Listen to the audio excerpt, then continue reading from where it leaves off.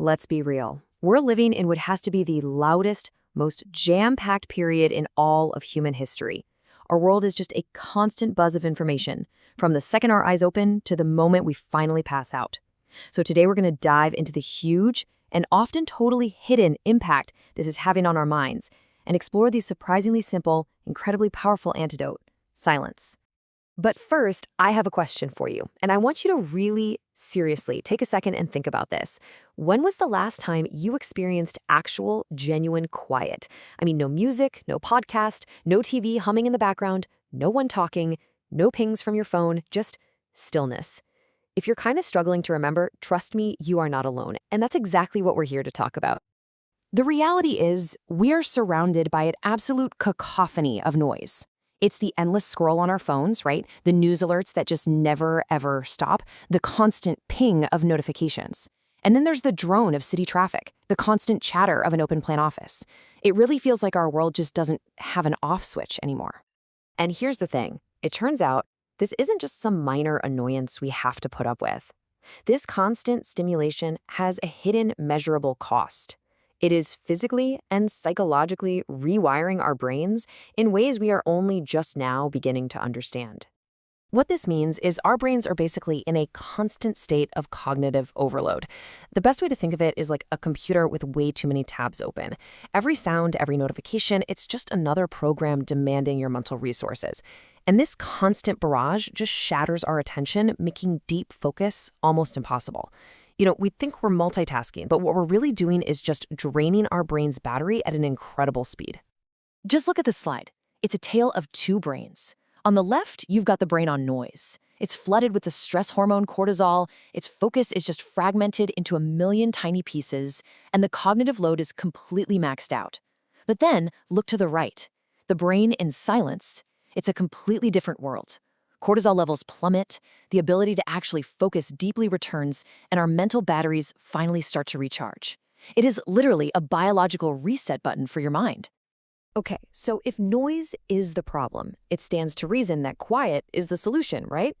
But it's so much more than just a simple antidote. Silence is actually a powerful, scientifically backed tool for reclaiming our mental clarity in a world that feels like it's designed to steal it from us. And this is a really, really crucial point. We're not just talking about being in some soundproof room.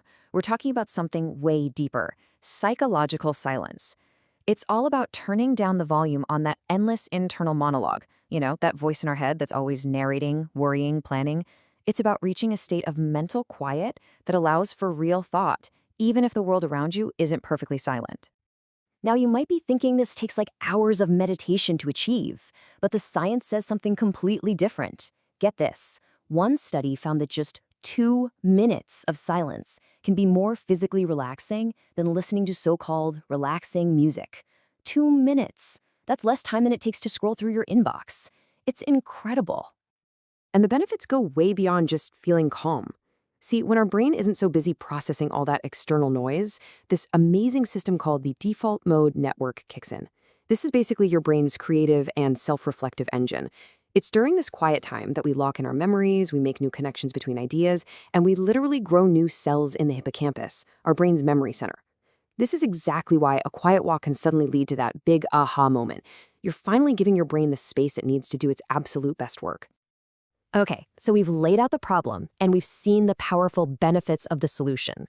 Now for the most important part. How in the world do you actually find the silence in a world that never, ever shuts up? Let's get into some real, practical steps.